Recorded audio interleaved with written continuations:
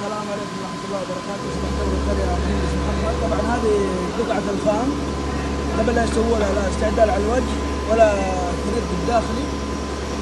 هنا بعد الثريد الداخلي واستعدال الوجه تسوي برضه على ماكينة CNC دون ساد في 450. طبعا هذه القطعة ثبت على الفك كذا.